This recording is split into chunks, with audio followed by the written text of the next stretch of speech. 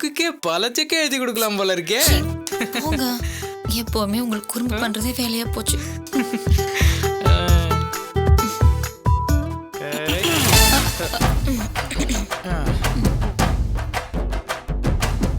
என்னடி இன்னும் தூங்க போலையா? நீ போல எங்க வேலைக்காரி மகன்னு உங்க அண்ணியை கரிச்சு கொட்டினேன். இப்ப பாரு, நான் வேலைக்காரியாவே ஆயிட்டேன். எல்லாரும் தின்ட்டு அப்படி அப்படியே போட்டு வந்துடுறீங்க. எல்லா வேலையும் நான் எல்லாம் செய்ய வேண்டியதா இருக்கு. இப்பவாவது அண்ணியோட அருமை தெரிஞ்சுதே. ரொம்ப நல்லா தெரியுதுரி. ஆனா என்ன பண்றது, இந்த உதவாக்கார பயலால நான் இந்த நிலைமைக்கு வந்து நிக்கிறேனே. எப்படியோ நீ வேலை பார்க்க வேண்டிய கண்டிஷனுக்கு வந்துட்ட.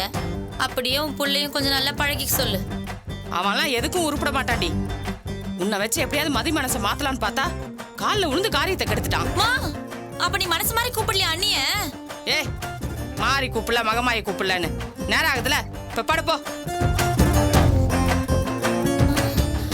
எனக்கோ என்ன தேடுறீங்க? இல்ல, இங்க நமக்காக வாங்கி வச்சிருந்த அல்வாவை காணோம்.